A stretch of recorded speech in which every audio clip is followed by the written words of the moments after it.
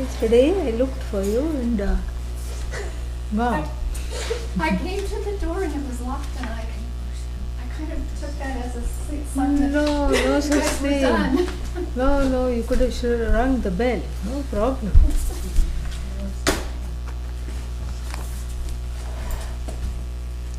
was glad she showed up. Hmm? I thought we'd lost her. It was swallowed up by the earthquake. Oh, yes.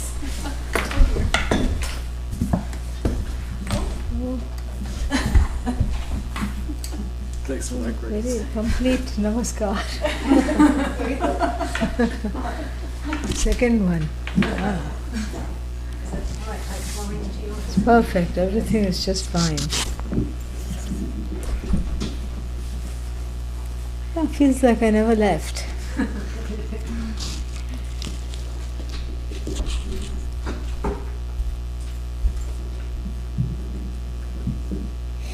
That's all? Yes. Perfect. Om Namah Shivaya.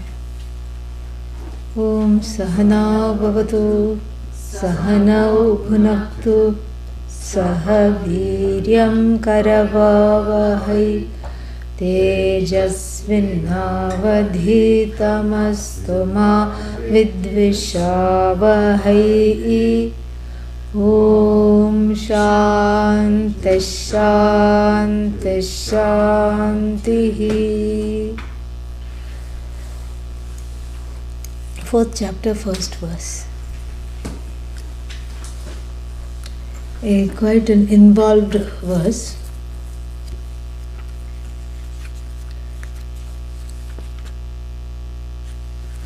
And I told you fourth chapter, somehow I'm still on 2. Let me go further. Yes, here we are.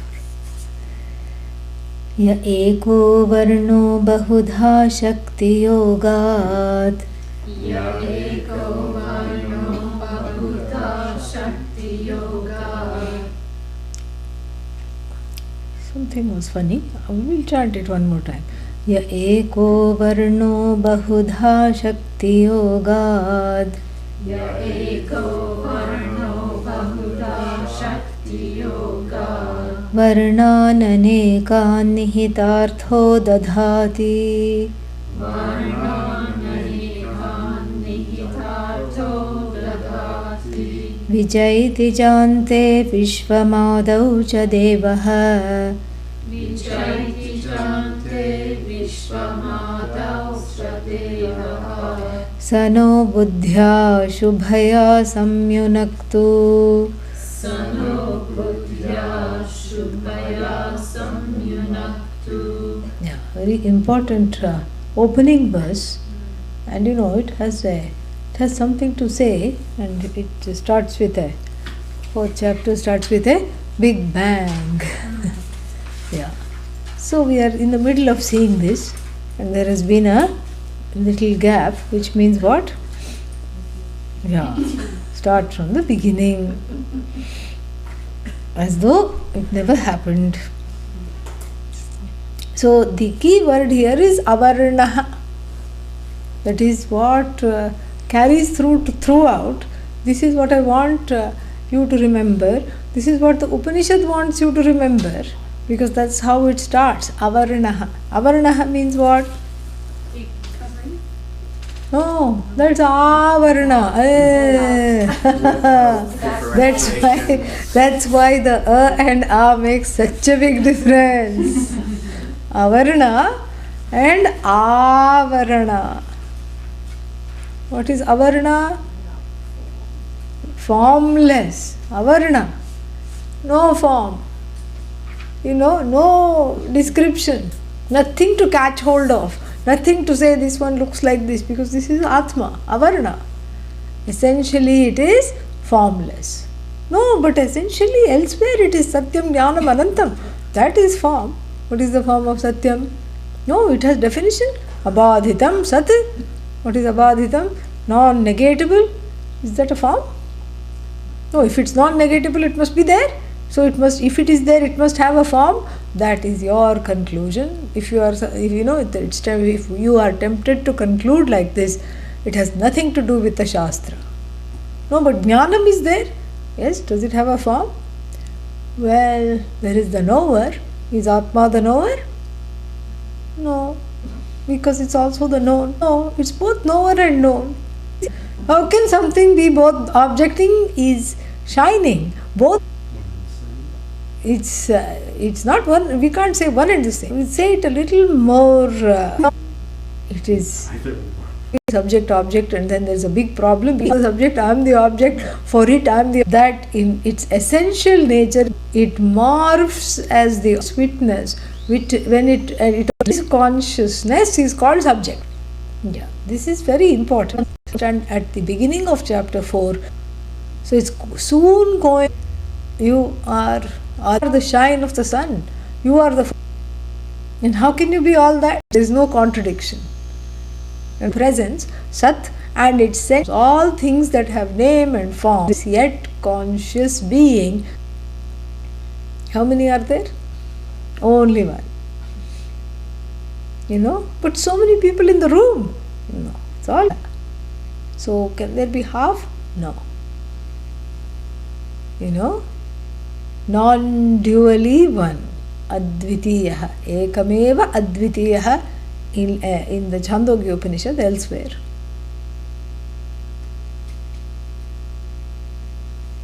And then this alone, this consciousness cannot create. Why? Because it is free of everything. If it is free of form, that means it doesn't have hands, correct?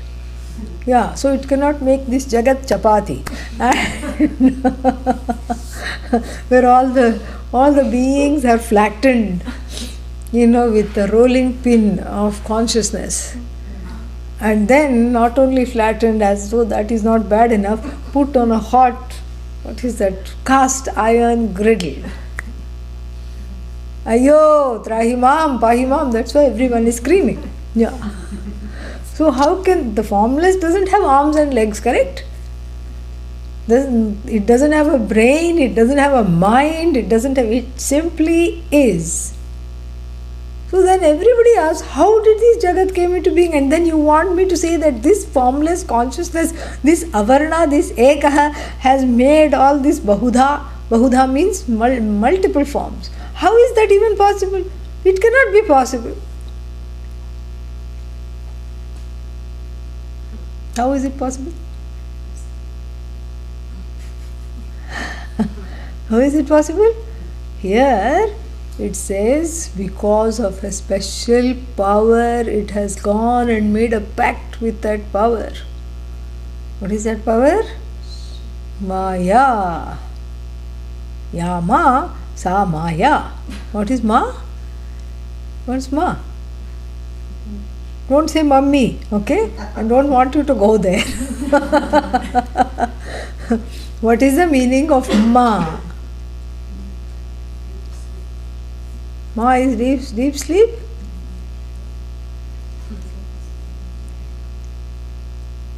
What is Ma? Anyone online? Ma, here, sound and video are breaking up. Why should they break up? Go to live stream. Yeah, now that's my standard. I told them to go to a derby.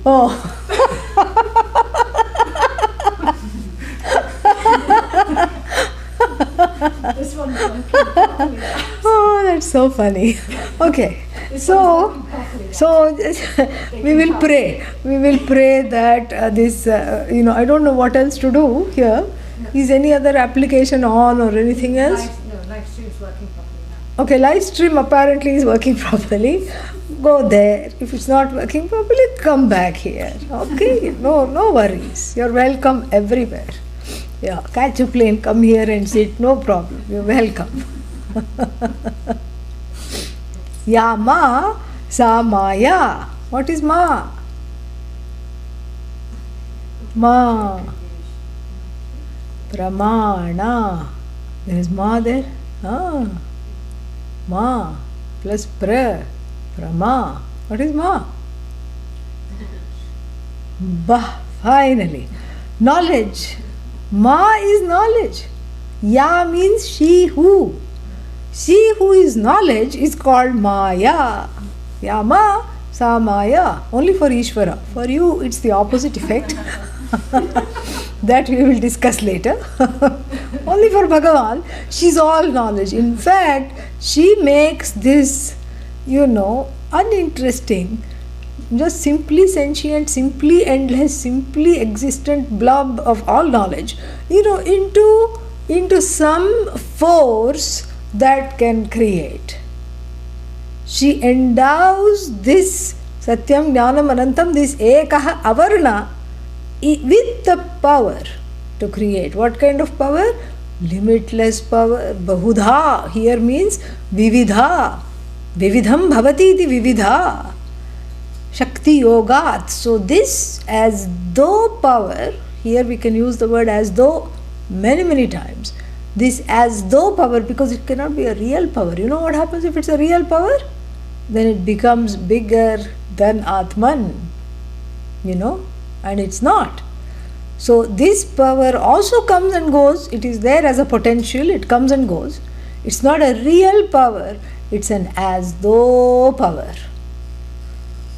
Why is it an as though power? Because everything we say has come out of Brahman. This as though power has also come out of Brahman.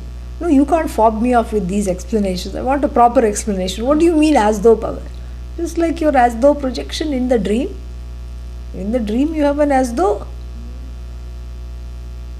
world of objects and subjects which have forms, which don't have form. For example, in dream there is space, dream space, correct? That has no form, space has no form. In dream there is dream time. In dream you are feeling, I'm not having time. What kind of time? Dream time. See, that also has no form, but it exists. So you have created things. You have created all kinds of things. With the Shakti, what is the Shakti here? For you also have a power to morph into the dream. What is your power? Memory, knowledge. Knowledge means the relative knowledge, and desire. That's what comes out in the dream. You can never dream something that you do not know. No, that's not correct. I'm sure that that's not right. Well, that's not right, because yesterday I had a dream of a man with a monkey's tail. See? No such person exists. Men don't have tails. They only, human beings don't have tails, they only have tailbones. So you see, I have dreamt something that doesn't exist. Well, not quite. You know monkey, correct? Monkey was in the knowledge bank. Man was in knowledge bank. What else was in the knowledge bank? People who behave like monkeys. So he just put two and two together, and with that imagination, endless imagination, projected this humanoid in your dream. You can't call it human because tail is there, So this is the tail, T-A-L-E, of Bahudha Shakti Yogat. In you also have the same Shakti in your dream, and you just cast this world out of your own desires. What else? Memory and your knowledge base. You just cast it. And even if supposing you dream something you don't know, you have encountered it in a past life. That is also possible. People dream all kinds of things. And so like this, that same dream analogy is taken a step further to appreciate and understand, better assimilate this whole way in which this Jagat, this universe has come. It cannot come out of nothing. Even if the Bible says that, we have to say nothing else. We have to add a little else there. Else we are in hot water. Yeah. We have to put an else. God created this world out of nothing. Else other than, that knowledge, that existence alone is spread itself out, not thinly, completely, because it is limitless. It's not like jam, you know. Jam, you can say, okay, I'm spreading it thin. But here there is nothing called spread thin. And so Brahman first, as it were, this is all as though. Just like, you know, there is a certain mystery how the dreaming takes place. Yes, I know there is knowledge, memory, etc. All that is there. Desires, fears are all being projected. My own raga dveshas are coming out in the dream. But how? What is the first moment when the dream emerges? You know, it's all magic. Same thing here. What is the first moment when the Jagat emerges? It's all magic because it's all linked on the sublime, you know, subtle level of thought. So there is the thought, and the thought, between the thought and the manifestation, there is no space. Because space is also part of the thought. There is no time. Time is also part of this thought. So the thought itself brings everything, you know, right there. But Brahman, when did Brahman start thinking? Does Brahman have a mind? No. Oh, so you mean it's a mindless thought? Yes. It's a mindless but infallible thought, well thought out. And all knowledge, equipped with all knowledge of each one's karma, each one's everything, the whole Jagat is cast. You know? The whole Jagat is cast forth, put forth, very beautiful. And the whole Jagat is sustained, and the whole Jagat is recalled, not because it's faulty like some of the cars. Yeah. It's recalled because there is no more use for that cycle anymore.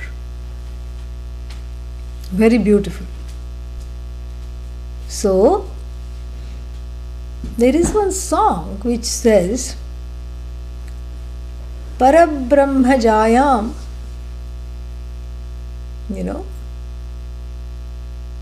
Ameyam. Ameyam is the one who cannot be measured. This Maya is limitless in her own way because she has come out of that which is limitless. And she is called Parabrahma Jaya. Jaya means wife.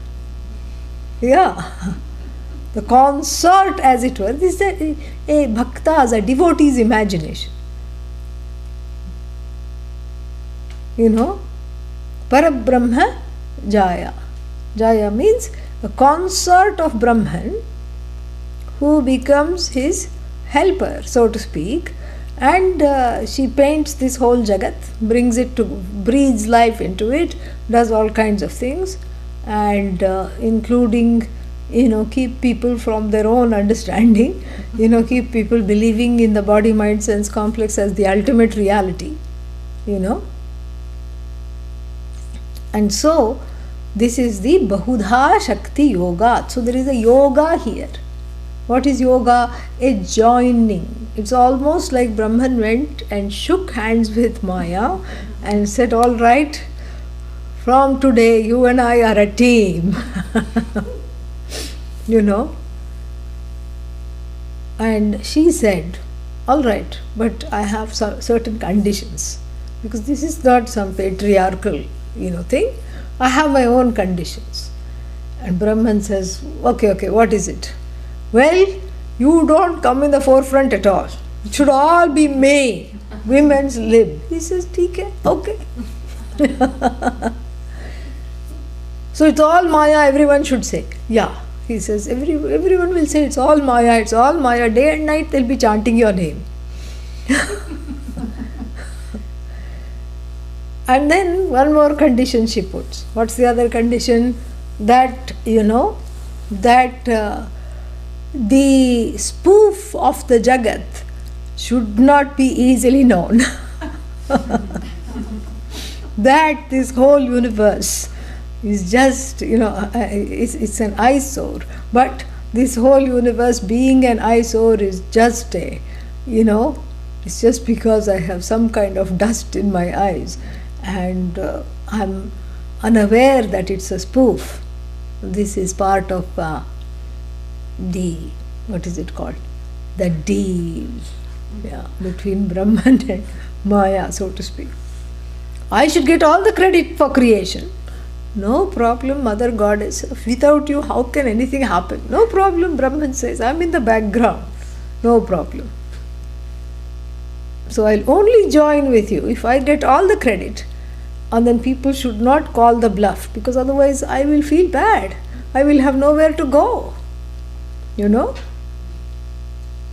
And third condition, for you, I'm all knowledge, all power. But for those jivas that are about to come, you know, I will manifest as all ignorance. Brahman says, okay, ye bhi theek hai. All right. And so this is Bahudha. So this is yoga. Yoga means a deal. A union. This is what it is. Yoga here is union with this Shakti, which is nothing other than Brahman. It's not an alternative power, it's not a parallel power, it's not a different power, it's the same. How, why, when it came, don't ask. Because, you know, that's part of the hidden agreement between them, to which we are not privy. So, this power which is non-separate from Brahman but an as though power, because the power cannot be real. If the power is real, there is no moksha possible. Avarana becomes real. Vikshepa becomes real. And there is no moksha possible. Avarana means what? Abba. Okay, covering. So, if the covering becomes real, then it cannot be uncovered, right? So the covering is not real, therefore the whole power itself is as though power. And as though power as though emanating from Brahman who does nothing. It's like Brahman has created a kind of a proxy and is standing behind her, you know. You do everything, you take the blame also. And he also puts one condition. If they come to me, to be freed from you, I will not stop them. I will grant them that. I will grant them that grace. And she says, all right, who will come? She says, I'll make sure that the covering is thicker than the skull that covers the buddhi. So nobody will come. Few stranded people, who have nothing to do. Nothing to do on a Tuesday evening. Waylaid people. Nothing has worked. Somehow they have just sort of, wafted into the classroom, and rest of the people are enjoying themselves in malls and in balls and in doing all kinds of things and gossiping and seeing plays and seeing movies, and this is what life is all about, eating all kinds of things. This is what it is. Anything that moves people will eat, and anything that creeps, crawls, flies, whatever it is. This is what the thing is made of. So Maya says, no problem. Okay, if they come to you for release them, no problem. But they have to be definite. And also she says, I retain the power to distract them once in a while. If I see them going to 2-3 classes, if they start making me nervous, if they become very keen on Vedanta, I'll throw a little smoke screen. After all, my name is Maya, I have to have fun. I'll throw a little wrench. There was that Greek story. There was one girl, she had to, I don't remember the whole thing. There was one girl who had to run one marathon as part of certain tasks to get close to God or something like that, very metaphorical. And then so part of this she had to complete 12 tasks, and then running this marathon was one of them. And while she's running the marathon, the forces that don't want her to complete it, they are throwing golden apples, And so the first one is so shiny and wonderful, she just goes off the track and looks at it, and then she says, well, it is kind of heavy because it's made of solid gold, but it will be useful. Think of how rich I'll be, just one apple, how nice, I can run with it, So she puts it somewhere in her dress and runs again. She ties it and puts it in the dress. And very soon one more apple studded with gems, not only gold but studded with gems, is rolling past her and then rolls away. And again she has to take time from the marathon and collect it. And so then finally, after she is weighed down with these apples of various golden apples, then she's slowed down. She cannot keep her time anymore.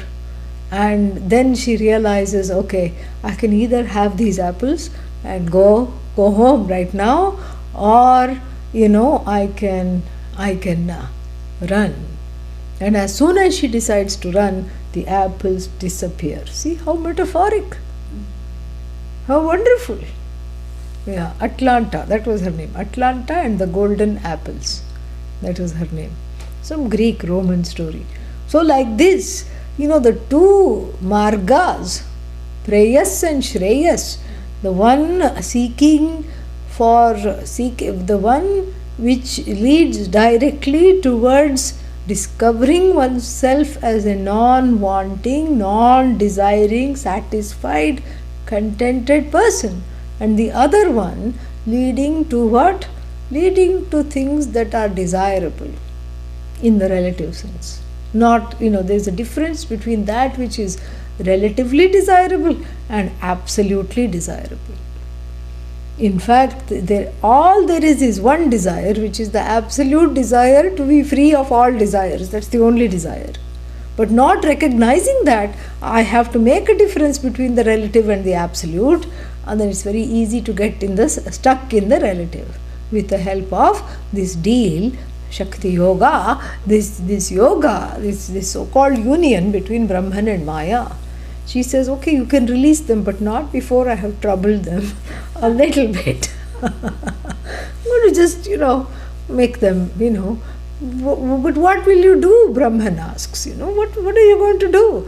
Well, they are driving to class, I'll just put a little pin in the tire.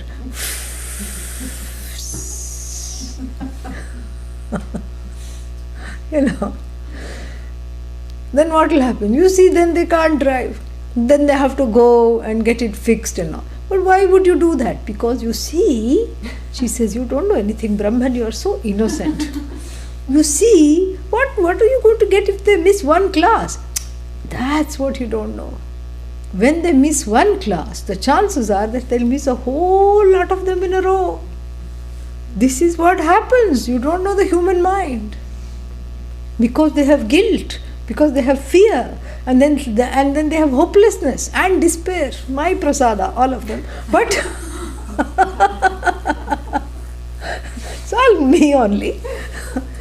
But because of these, you know what they will say? They're thinking you don't understand. They will say, one was already gone. What's the point in going to the next one? I have already missed. And then they have grandiose plans. Okay, I'll catch up on, what is that one called? Live stream. And then, I will go after I have caught up, Famous last words. Last words means in terms of in terms of the quest. Yeah. So she knows very well, if the thread of the pursuit is so fine and thin that if that little link is missed, that's what is called the original missing link. Okay? So if that link is missed, then the chances are that pursuit will be waylaid, just like the golden apples. I mean, she could have decided either way, And so, like that, she's going to trouble little bit. But ultimately, I don't think I'm just weaving this story for no reason. I'm coming, there is a very important reason that the last line is very, very telling. That's why I'm dwelling a lot of time here, dwelling on this. So this is the yoga. This is the connection that makes this non-acting, simply being consciousness into an as though actor, because of the as though power, which is Bahudha. Bahudha is the opposite of Ekadha.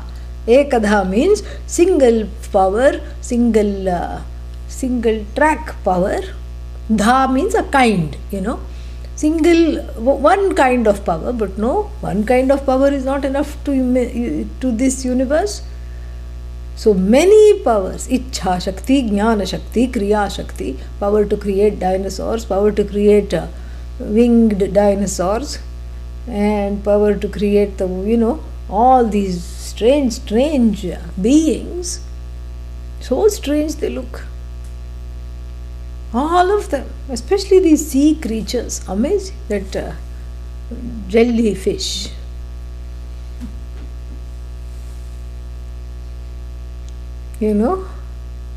Why would somebody have a karma of becoming a jellyfish? Transparency issues in the last life. That's all you can say. Was very private, would not open the door also. Nobody should know what I'm doing. Nobody should, what is this? When NSA is there, what do you mean very private? Everybody knows what you're doing. Yeah, all you need is all you need is Wi-Fi. Enough. And the whole world knows not only what you're doing, but where all you went and what you bought and everything they know. That's all it is. Everybody has all these gadgets now and you're just beaming everything all the time. What privacy? Still the person was so, closed off to himself, herself and the world that next life, Bhagavan has a sense of humor along with Maya. Jelly, yes, fish. And that's why it's called jellyfish, because jelly is also transparent. Yeah, but jelly is not jiva. Fish is jiva. So this Shakti, Bahudha Shakti Yoga with manifold power to create all kinds of things. Eko Avarnaha, this formless being, this formless, limitless consciousness, as though has now gained the status creator. And then what? Anekan. Anekan, what's the second line? Varnan Anekan. So Varna, now here Varna means forms. So many forms. Anekan, many forms. Nihitartho vidadhati. Vidadhati manifests out of itself. Nihitartho means without purpose.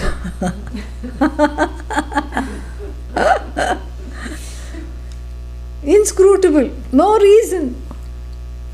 The reason for creation it's not even a question. I'll tell you, this is a very important point. Make a note of it, please, because whenever you say, what is the reason for something? That means it should have a beginning, correct? Yeah. When there is a beginning, then you ask the reason. I'm going out. Why? And if supposing someone says, I'm going out, you say what? Why? Why are you going out? That means what? There was a change. Up till now the person was in, so now the person has begun the act of going out. So the act of going out has a beginning, correct? Before was a potato on the couch, now going out. Correct? Now has become okra, 2 legs, and going out. And then you say, why? Why can't you just sit in one place? Why do you have to go out? Then the person will say, I want to go to the shop. I want to buy some vegetables. I want to go buy some milk. I want to go to post office. I want to go somewhere and pay some bill. Correct? These are all the reasons to go out. So there's a reason because the action is being initiated. I'm going into the kitchen. Why? Because I'm hungry. There's the reason. I'm going to create this whole universe with all these ginormous, kinds of beings and all kinds of things. This colossal universe I'm going to create. Why? You can't ask. Because it's not, the creation is a cycle. Is it a unicycle or a bicycle or a tricycle? It's a mega cycle. Cycle means what? It's like a circle, you know. When you draw a circle, however imperfect, that means what? The beginning and the end should join together, right? Yeah. Otherwise, it's not a circle.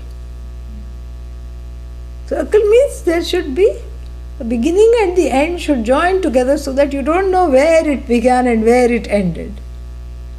So then you can't ask the question, why? You can't say, why me? That's different. That has what has brought one to the quest.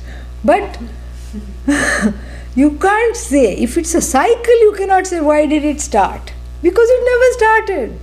Why did Bhagavan create? Why did this cycle of creation came? Arey, I told you it's a cycle. So therefore, the Upanishad doesn't want you to go there. So the Upanishad says what?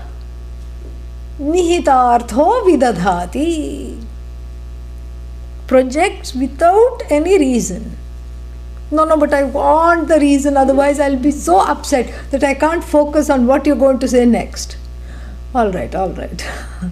So this is an eyewash reason, like when the baby is crying, you just give it a candy to make it stop crying, correct?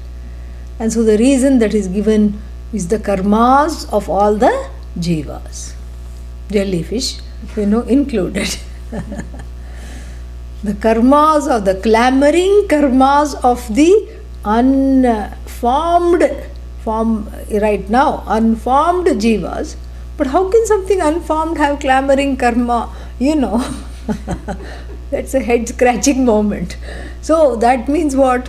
They are there in a kind of a latent form, let us say. A latent form. Not quite manifest, but they are there in a latent way. They have resolved into Bhagavan, and then the time has come to be irresolute. Come out of this resolution.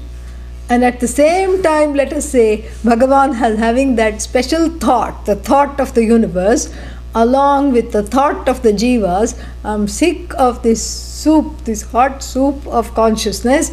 I want my own body, I want my own mind, I want to individuate. All this is Panchadashi, I want to, and Aitareya Upanishad, these are the things that are discussed. I want to individuate. And then what do you want to do? I want to accomplish many things in my confusion. No, but you can only be born in confusion. Never mind. Give me confusion, but give me my own body. No, but you will be ignorant of yourself. Doesn't matter. What has Ishvara done for me anyway?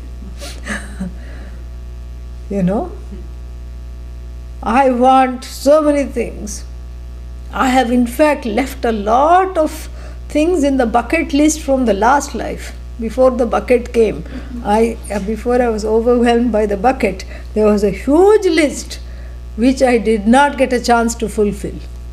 But you know what? If you are created into an individual now, you will not even remember that list. Doesn't matter, I still want my own body. So the force of the jivic desires, the jiva's desires, knock, create this, give a migraine to Ishvara. Because they just knock his head around and just say, we want out, let me out. Let me out now, let me out. And Ishvara says, all right. Here is the Jagat, it's your playground. Go play. And then the jiva plays. Nobody else is following the rules of the game. They're all taking the ball and going home. Then the jiva is lonely. And then the jiva says, let me in, oh Lord. Let me in, I want in, I don't want out, I want in. Rama, what a drama this Jagat is, This is what it is. So nihitartho dadhati. So Upanishad doesn't want to get into all this. Upanishad says don't even ask the meaning, don't ask why, because that's a big problem. That's like a can of what is in the can? Worms. Yes. So there's a big can of the worms. Don't ask what is all this about. Because only the things that have a beginning, that have a reason. The creation is not a beginning. Even your life's first day, the baby's birth is not really a beginning. And this is something the romantic poets knew that. When you read, the songs of innocence and by this Blake, William Blake.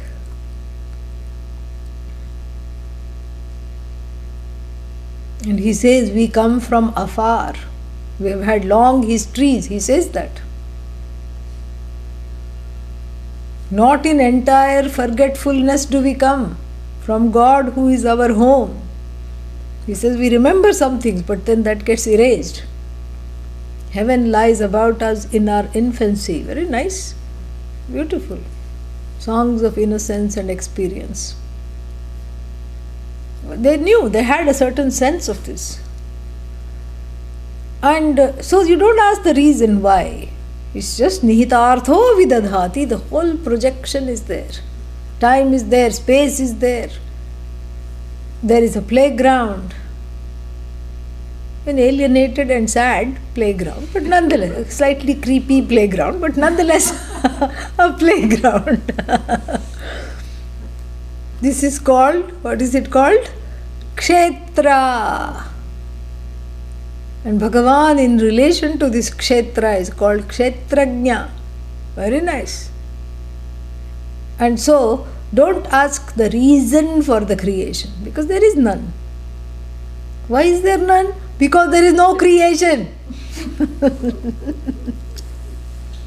All there is Bhagavan. Okay? Yeah, there is no creation. So stop, believing in this. We are just seeing the cosmology and understanding it, properly, so that we don't get into this whole, we don't keep reinscribing the duality. And then at the end of this particular cycle, what happens? Vi-eti. Vi-eti means Visheshena eti.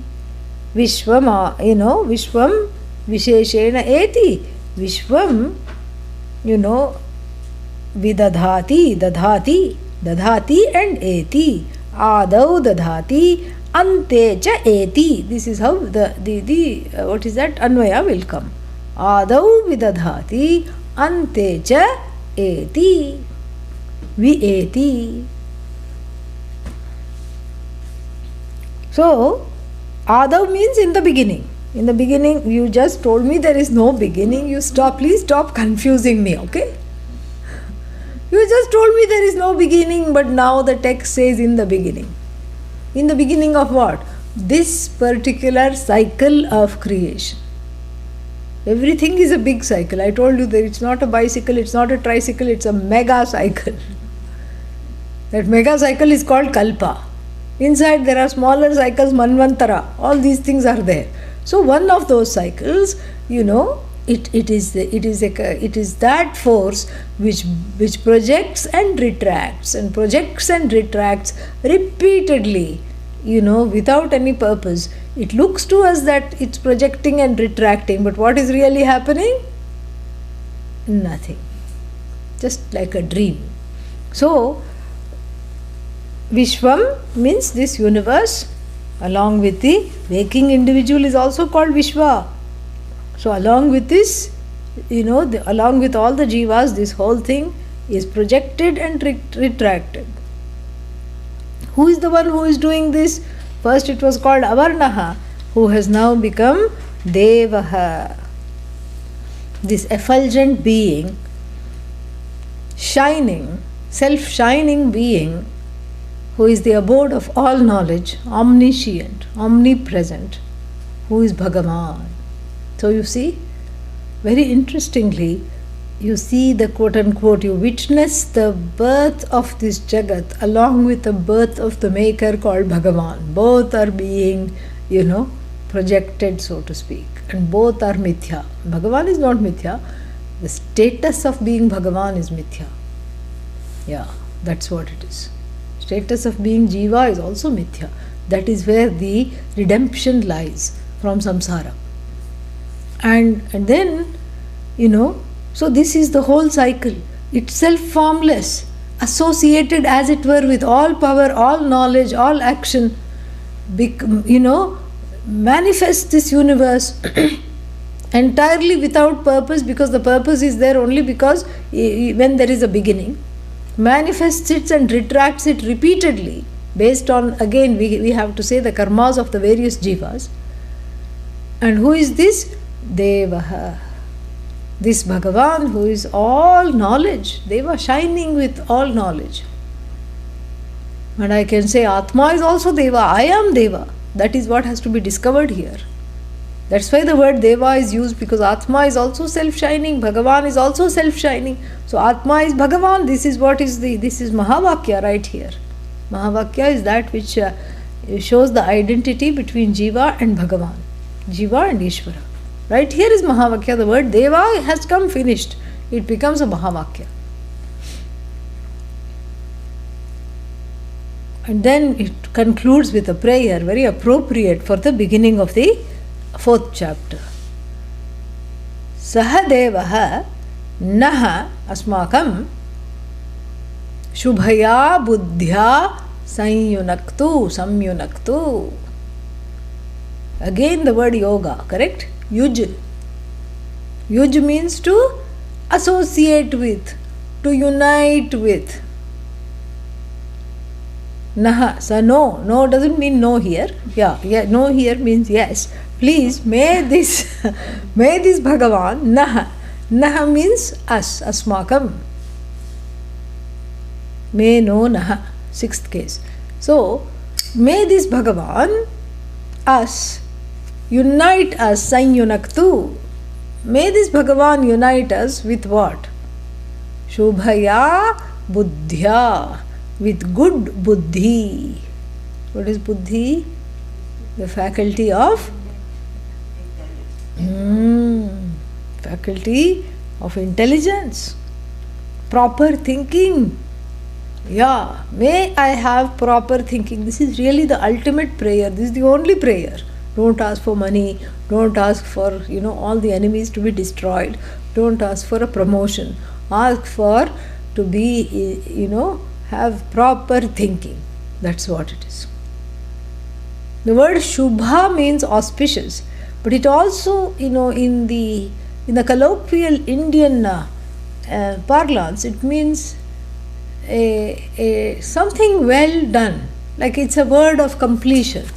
Like if you go to see a movie, not anymore, I suppose. I don't know. I have not gone in a long time. But when we used to go see movies, it would have Shubham at the end, right? Yeah, Shubham. Shubham means, what is the reason to say auspicious? There is no reason to say auspicious at the end. That which is auspicious is that which has not been, what is that? Allowed to die before it is completed. That which is auspicious is that which has come to a proper and a rightful completion, a rightful conclusion. That is called Shubha. So auspicious, we can easily translate. But what does auspicious mean? Auspicious means there have not been any roadblocks. Auspicious means that attempt has not been aborted. Auspicious means I have been able to fulfill it exactly how I visualized. I have been able to do that without any obstacles, or even surmounting the obstacles, never mind. So Shubha means that which is totally free of all kinds of obstacles, and that Shubha means that which has been completed. And what is the purpose of the buddhi? What does the buddhi need to complete? The discrimination. That is viveka. What is the buddhi's job? Why do we have buddhi? For moksha, right? Not for mocha, for moksha. Yeah. But when I drink the mocha, then certain neurons fire and then I can think of moksha. Okay, then in that case have the mocha and then think of moksha. So for moksha, for redemption from this experience of constantly wanting things and trying to fulfill this uphill battle of fulfilling the wants. Like this Prometheus, another, why all these Greek fellows are coming, I don't know. But this Prometheus was asked as some, to roll this big stone up the mountain. All night the fellow would climb, huff, huff, huff, puff, and reach the mountain, and in the morning what would happen? The stone would roll down. Again at night he would do that. This is what the jiva's life is. Trying to fulfill a desire is just like the Promethean task. You get what you want and then you don't like it. That's why we have garages. It ends up in the garage. Because everything in the garage, except the car, which is not in the garage, everything in the garage were prized possessions, which are now sitting there because I don't like it anymore. This is what the whole thing is. So this is an uphill battle. It's a Promethean task. So therefore there is some disconnect in this buddhi if it is not geared towards Shubham, which is moksha. Because moksha is the only Shubha Ichha. In fact, it's the only, why is it called Shubha Ichha? Because it's the only desire that can be fulfilled completely and totally. Think about it. All the other desires you are kept left wanting. How was the holiday? Well, the place was wonderful, but the hotel was horrid. How was the visit to your relative's house? Well, they live in a nice place, but we didn't really get along. So that's what the problem was. Another answer. So how was the holiday? Well, after the traffic coming home, I feel like I need another holiday. How was the holiday? Well, it was too expensive. Now I'm broke. So now I have to do something about it. So anything that you fulfill, any desire you try to fulfill, leaves you wanting. You're left with a bag of few more desires. Either it makes you want the more of the same, or it makes you want something different, or it makes you want to immediately get rid of what you worked so hard to acquire. It's just crazy. So this is all Ashubha Ichha. A desire that is so inauspicious because it cannot be fulfilled by our earlier definition. It cannot be fulfilled at all. So there is only one desire that can be truly qualified to gain the epithet of Shubha, which is freedom from knowing myself or identifying myself as a wanting person. That's the only thing that is Shubha. So may my buddhi be united with Shubha. What a prayer. Oh Lord, hey Deva, this is how to say. That's why I spent such a long time on the imaginary conversation between Brahman and his consort. Who is his consort? Maya. And so this was part of the deal, correct? And what does Bhagavan say? If people come to me, then they are free of you. That is the prayer here. That is a prayer. And even in Maya, when you see Bhagavan, Maya has no more a hold. That is the idea. That you don't take Maya at face value. You see what she really is. And so here, Shubhaya Buddhya Samyunaktu. And there, what was there? There was that yoga. Bahudha Shakti Yogat. This whole Jagat came. Let me out. And then what? Shubhaya Buddhya Samyunaktu. Let me in. Let me be you. Let me understand that it's you and me are one and the same. Where are you hiding? Why are you playing hide and seek with me? Very nice prayer. Shubhaya buddhya samyunaktu. Yunaktu, very nice. It is from Yuj. Yogi yunjita satatam. Where? Bhagavad Gita. Yeah. When you don't know, say Bhagavad Gita. I think 6th chapter. But anyhow, so, may the yogi connect oneself to Bhagavan through prayer, etc. All that is given there. So here, may the person who is praying here, and he says what she says, the individual here says, in fact it's a group prayer. So may our minds, be in tandem with your mind. Second meaning. Be in tandem with you. Yunaktu, that union. Oh, but Bhagavan is mindless. Bhagavan doesn't have a mind. But here, what is the idea? The idea is the oneness. Ekaha, avarnaha, which is a description of me, which is the truth of me. That one effulgent being, itself formless, is responsible, as it were, for creating all these forms, including this body, mind, sense complex, which is my pitfall, which I associate with constantly. And I forget, I come under the spell of Maya, thanks to this wrong identification, and thanks to this basic basic ignorance. I come under the spell of Maya repeatedly, life after life, and fall into the pasha. Pasha is not a Russian word here, Sanskrit word. Pasha means what? Rope. Yeah. Fall into this rope of Maya, Yama.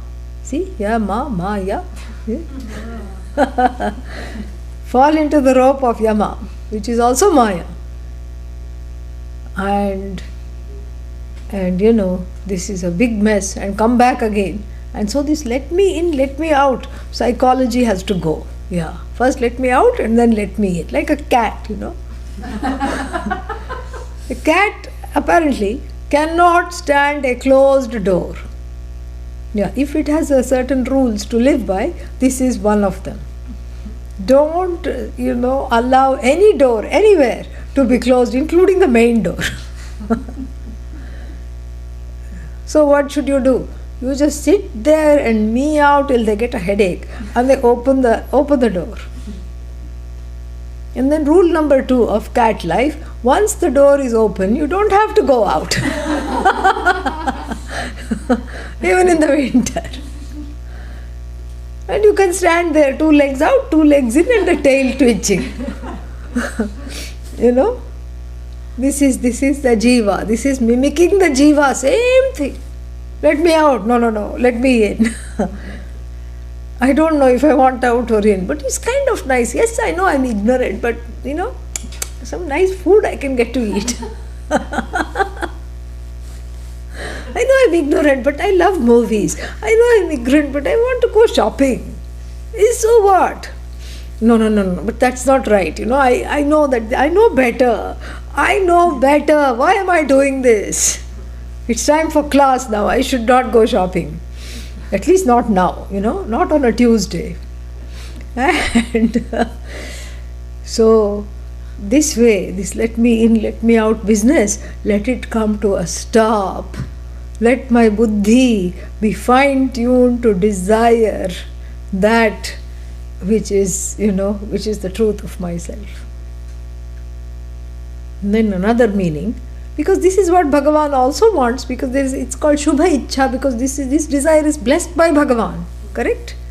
And so I need your kripa, because this lady here is creating problems. Which lady?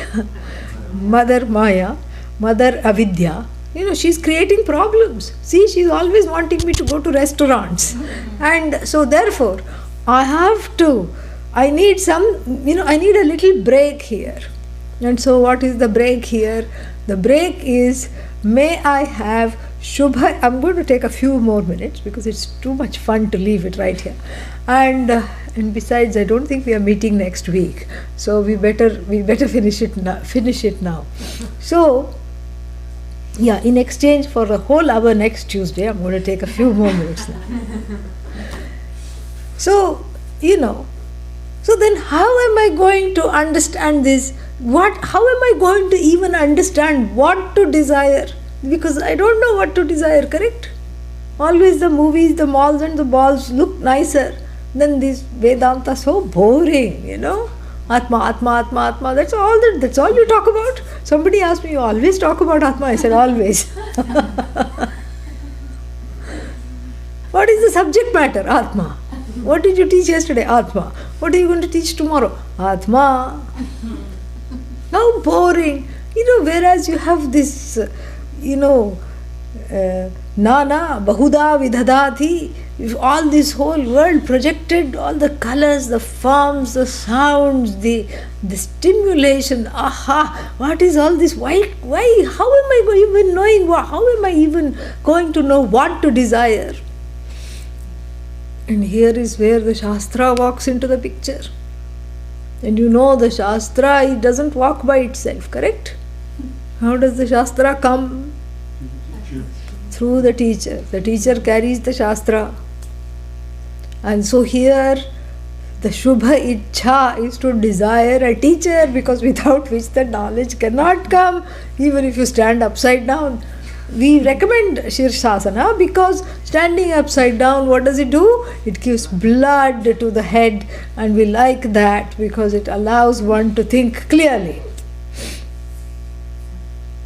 So I have to seek here. How to know what to seek? So Shubha Ichha includes seeking the teacher first and foremost to redeem myself from this notion of bondage called samsara. How did I fall into samsara? Because I said, let me in, and samsara said, okay. Now you are in. In fact, you are samsarin, because you are in samsara. But from samsarin, I have to become Vedantin, correct? So, how do I do that? Shubhaya buddhya samyunaktu. May that correct buddhi to find a teacher. This DIY, do it yourself and all is not going to work. And doing this, catching the nose, catching the toes, they will help me in having the calm mind, but it's not going to supplant the need for the knowledge. It's not going to replace the need for the knowledge. So I need the teacher. Alright, teacher is there, but still I continue to pray. Shubhaya buddhya samyunaktu. Why should I pray Shubhaya buddhya samyunaktu? Teacher is there. So why should I do that? Because how do you know? The point is to not just have a teacher and dust them and put them in the showcase, display case. The point is to know what the teacher knows, then only my redemption, correct? So I have to know what the teacher knows. How is that going to happen? That means I have to understand what is being said.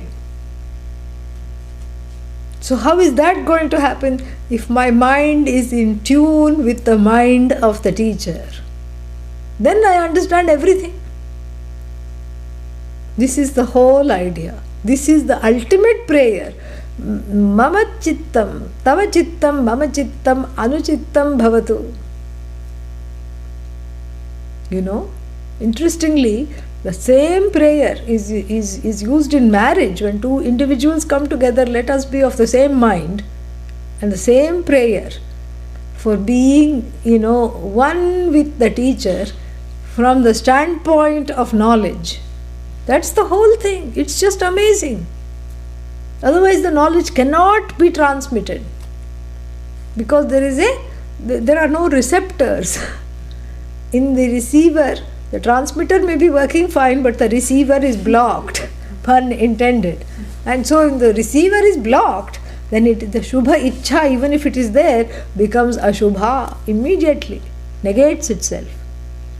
And so therefore, the transmitter and the receiver are on the same wavelength. Then only the broadcast, podcast, whatever cast, can happen. That's the whole idea. That may my mind and the teacher's mind be one. Means what? may the teacher also start to want to go to restaurants like me.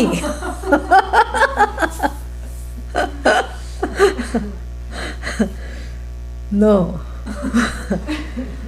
May I know what the teacher knows, and when the teacher is speaking, let my mind be calm enough. Let all the ragadveshas sit down in rows, because you cannot uproot them suddenly. So you make them sit down, You suspend them for the time being.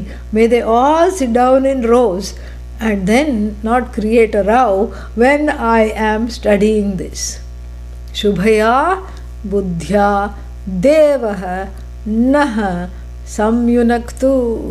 So the only way to be united with Bhagavan is to be united on the level of the thinking with the teacher. I have to be in sync with the teacher. Otherwise, I'll be in sync, S-I-N-K, in samsara. Yes, I have to be in sync. S-Y-N-C, now that everybody knows, because with all the gadgets, everything is always syncing. Yeah. So this is how to be in sync through this prayer. This prayer gives the grace of Bhagavan, without which, and this brings us to Bodhasara, which said, only with the Guru's grace you get Bhagavan, correct? And only with Bhagavan's grace do you get the Guru. Somewhere it said that. And this is what it is here. So I need the Guru, but then I need Bhagavan's grace to get this properly. So it's like a cycle. I need the Bhagavan's grace to get the Guru in order to know Bhagavan. So the Guru becomes an intermediary because the knowledge is in the form of a thought.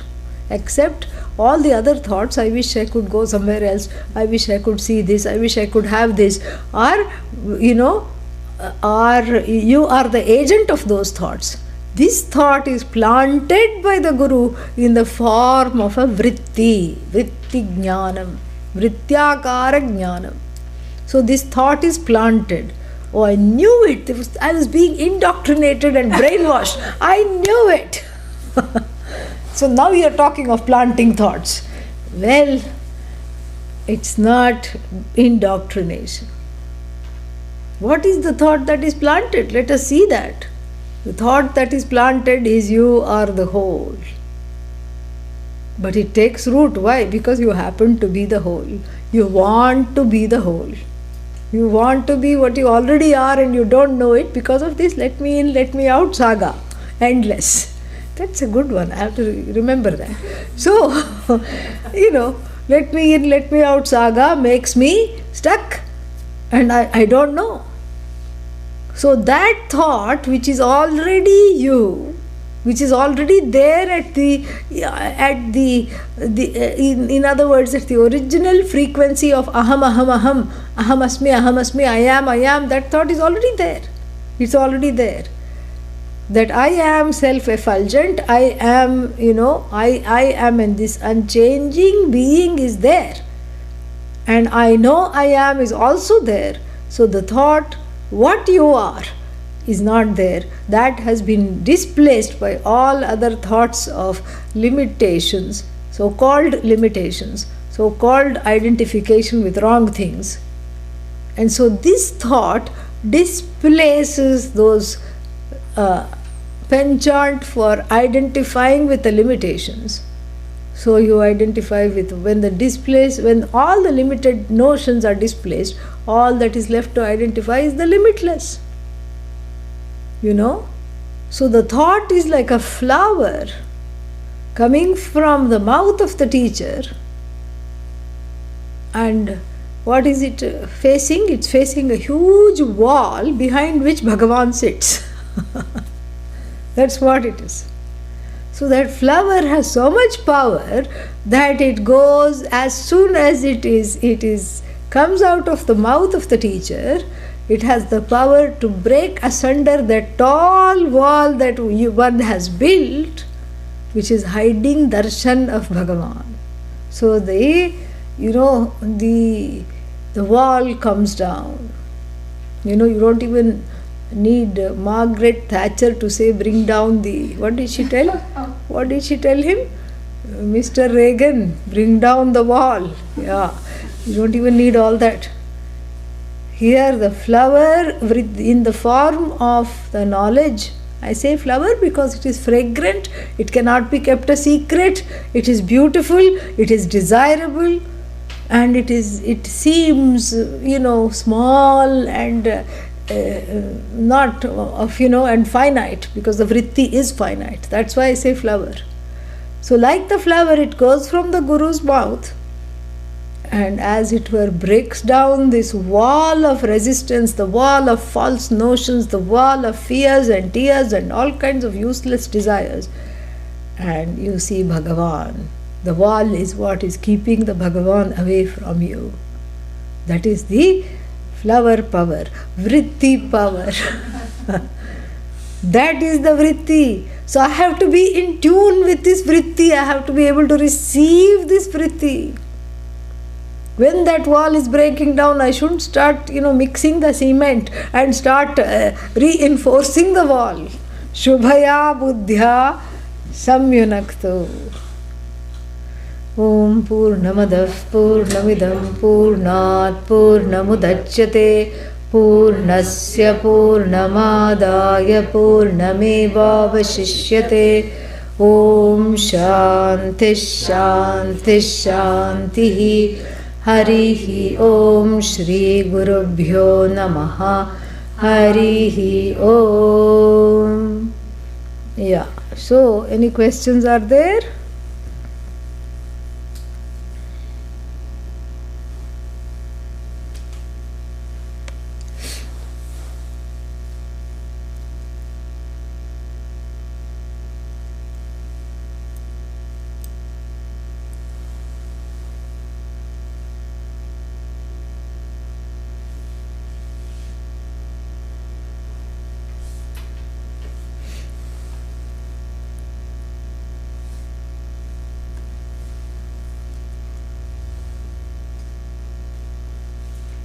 Okay.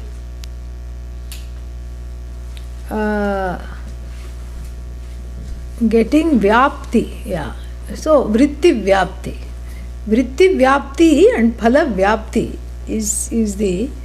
are the technical terms for this twofold process of when something becomes evident.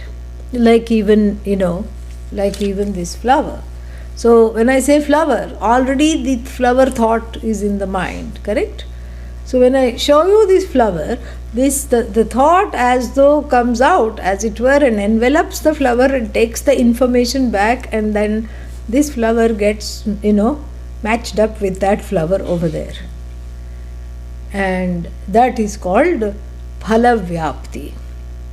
And for everything that is an object, then I have to know it like that. I need those twofold things. Vritti vyapti means the first operation is of the thought enveloping the flower, and the second operation taking back that information and lighting that up as an object. Phala vyapti. But in case of all objects, we have these twofold operations of the mind, and in the case of knowing Brahman, only one is needed, which is what? Vritti vyapti. That vritti coming from the mouth of the teacher, which is in the form of the words of the Shastra, just goes and envelops the mind, but it is not an object. It's already what you are. So you don't know yourself as an object like the flower. So there is no phala vyapti, there is nothing to corroborate, because it immediately hits home and you know you are. That's what is there. So in self-knowledge, only vritti vyapti. In all other knowledges, phala vyapti also is there. Nice question. Okay.